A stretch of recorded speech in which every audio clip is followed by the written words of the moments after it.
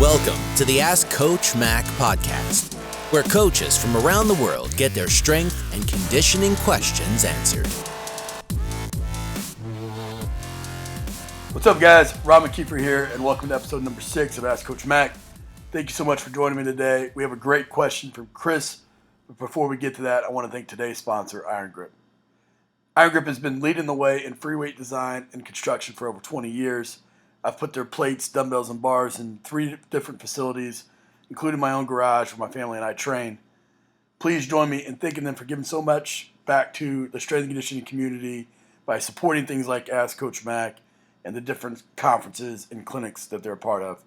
To learn more, go to www.irongrip.com, follow them on Twitter @iron_grip, or call 1-800-664-4766. All right, here's today's question from Chris. Hey, Coach Mac.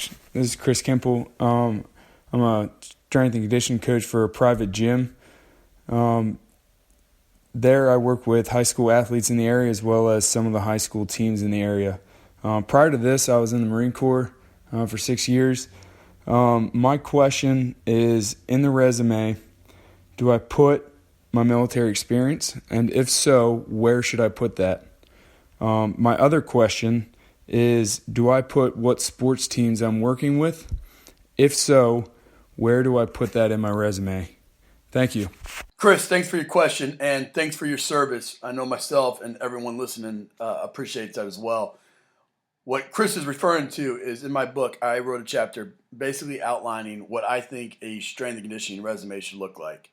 And just very quickly, the sections that I say to make sure that you address are, first, your objective. Where, what job are you looking for?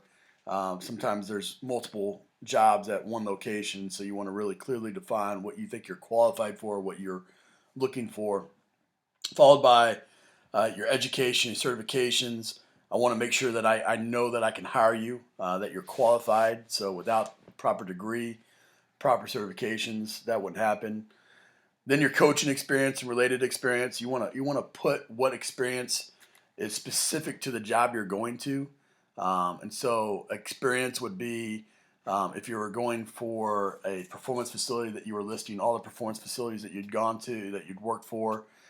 If you were going for a job with a professional or collegiate organization, as a strength and conditioning coach, you would want to list only those types of experiences. You wouldn't want to list a performance facility, even though that's coaching. We all know that's coaching. It's not working with the same population as what you were applying for. And so having coaching experience, related experience, I go into that in my book as well. Followed by speaking in publications, then your athletic experience, and your honors and awards. And so want to make sure that, with your military experience, where I think that you should put that would be basically where your athletic experience is. I'd maybe make another section saying athletic experience and military experience, or maybe it's just military experience there. And I would definitely list it. I think being in the military in any country is an honor, and it's something that everybody would associate with discipline, with accountability, with loyalty, and definitely would not hurt you in the job process, the application process. And I definitely think that it's worth mentioning and potentially helpful in that process. As for your experience working with different teams, even though, again, as a performance facility, you've worked with maybe some team sports, what I would do is I would still list your performance experience under related experience if you're going for a college or professional job. And I would just simply, in the bullets where I state that you should list no more than 3 bullets, I would simply state the teams that you worked with. I worked with, St. Pius cross country team, the North Kansas City high school football team, and so on and so forth. And you would just list that, by commas on a single bullet, and you might outline it by saying, I've worked with 20 team sports, parentheses, all the different teams that you've worked with in that time, and just use your best judgment as to what would be related to your deal. As we all know, a resume is not going to get you hired, but what a resume can do is get you out of the pile. And typically when I'm evaluating resumes, I make 3 piles. One pile is going to be anybody that's not qualified. It does not have the degree, their certifications.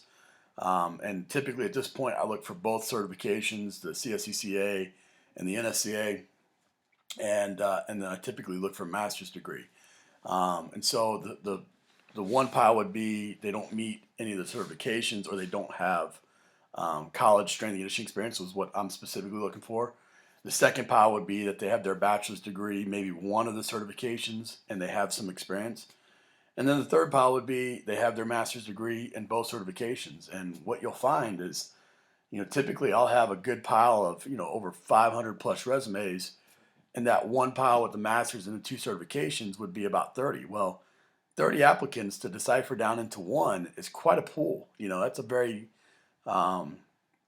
defined and niche down pool. And so sometimes I don't even consider the other ones.